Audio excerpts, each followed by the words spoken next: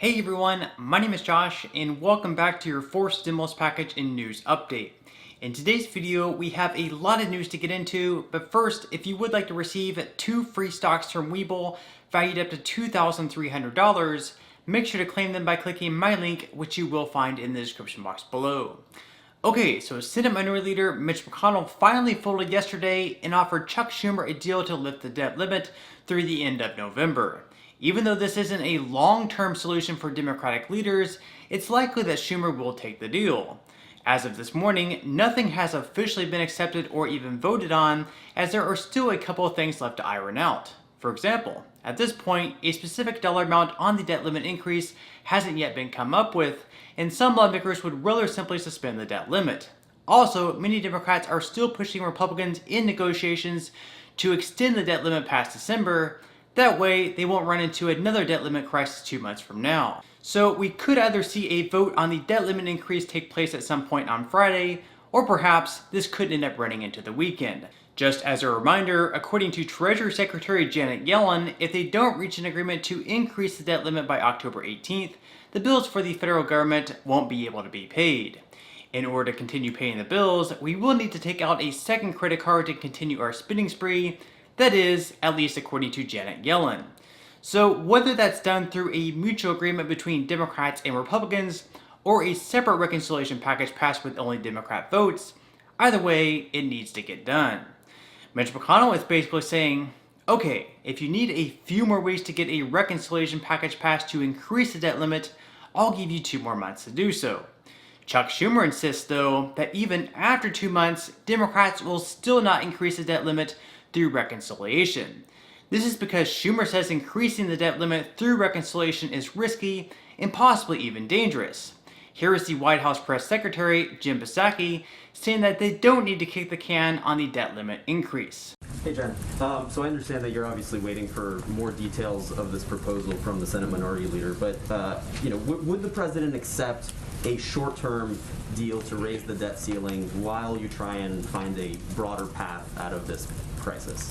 Well, as I said a few minutes ago, we don't need to kick the can. We don't need to go through a cumbersome process that every day brings additional risks. And you heard many of the business leaders convey that, even as we look to risk tomorrow, the next day, as the American people are looking at their retirement counts, worrying about their Social Security savings, members of the military worrying about their payments. We don't need to incur that risk uncertainty. And I think it's important to also remember we're at this point because Republicans in Congress treated the savings accounts and retirement savings of the American people, Social Security checks of retirees, and veterans benefits like a game of Monopoly, putting the stability and security of the American people at risk. We're at this point because Republicans in Congress blocked efforts by Democrats to raise the debt limit and protect the full faith and credit of the United States, despite having voted for it 3 times during the Trump administration. So obviously, as has been reported, the vote has been delayed. There's still an opportunity for Republicans to join us in being adults in the room and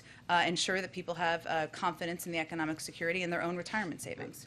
The Minority Leader's proposal, though, seems to go at one of the key arguments that the president was making yesterday about why he's opposed to using budget reconciliation, which is that it would take time, it's cumbersome, it could lead to unexpected scenarios. So is the Minority Leader taking off your arguments against reconciliation by offering this 1-month extension?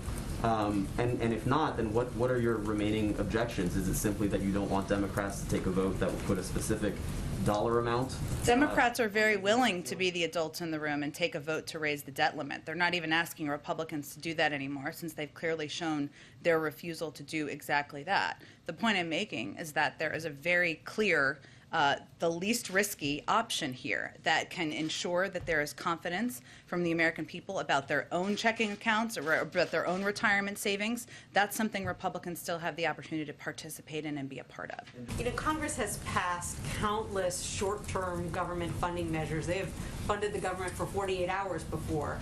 Wouldn't a short-term debt ceiling hike be preferable to default? The preference would be just getting this done today so we can move on to more business for the American people, and that option is still on the table. But the White House brought in all of these banking CEOs today to talk about how catastrophic it would be if the U.S. were to default. Why not send the markets that assurance, if you have the opportunity, that at least for the next 8 weeks, the debt ceiling is going to be secure? Well, if we're looking at the best options, why kick the can down the road a couple of more weeks? Why create an additional layer of uncertainty? Why not just get it done now? That's what we're continuing to press for, and that's our first choice. So it sounds like the White House isn't really all that huge on a 2-month temporary increase, but really, what can they do? It sounds like at this point, if Democrats want to increase the debt limit on a long-term basis, they will need to do it on their own, which of course will have to be in a reconciliation bill. Meanwhile, while the infighting continues between Democrats over their human infrastructure bill, Senator Bernie Sanders takes another shot at the two moderate Democratic senators, Joe Manchin and Kyrsten Sinema. But you and Senator Manchin just have different fundamental views of government's role in society and what government should do. I mean, how do you resolve such philosophical differences? Good. That's a very good question. And I'm not here to disparage Senator Manchin, and I respect him for his you're right. We differ. What I would say is this, and I know a lot of the media talks about, compromise and all that stuff. We got 48 senators who support $3.5 trillion. We got 2 who do not. Now, to be very honest with you, as I think all of you know, I believe that our current healthcare system is totally dysfunctional. And I strongly, strongly believe in a Medicare for All single-payer program. I could, in 5 minutes, go to Chuck Schumer, Senate Majority Leader, and say, Chuck, I can't support this bill unless you have a Medicare for All provision in there. But I'm not going to do that because I know, I don't know how many, maybe half the members of the caucus, a third of the members of the caucus support that. It would be irresponsible. So my concern with Mr. Manchin is not so much what his views are. I disagree with him. But it is that it is wrong. It is really not playing fair that 1 or 2 people think that they should be able to stop what 48 members of the Democratic caucus want, what the American people want, what the President of the United States wants. That would be my position. So Senator Manchin has a right to fight for his point of view. He has not only a right to be heard, he has a right to get some compromises. He's a member of the Senate. But 2 people do not have the right to sabotage what 48 want and what the President of the United States wants. That, to me, is wrong. So Sanders is saying here that the 2 senators, Manchin and Sinema, do not have the right to sabotage what the other 48 Democrats want and what the American people want. The problem with his theory is there are also 50 Republicans who are against reconciliation, and if you do the math, 50 Republicans plus 2 moderate Democrats equals 52. 52 senators do not want the current reconciliation package as is, and 48 senators do want the deal. That means more senators don't want the deal. Pretty easy math there. In response to Bernie Sanders' press conference, Manchin responded by saying that Sanders wants to move the country towards an entitlement society.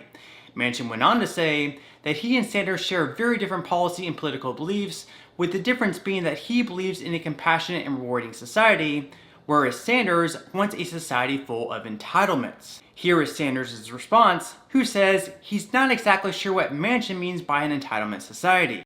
Now, Senator Manchin, as I understand it, talked about today about not wanting to see our country become an entitlement society. Well, I am not exactly sure what he means by that. Does that mean that we end the $300 direct payments for working class parents, which have cut childhood poverty in this country as a result of the American Rescue Plan in half? Is protecting working families and cutting childhood poverty and entitlement? Does Senator Manchin think we should once again have one of the highest levels of childhood poverty of any major country on earth?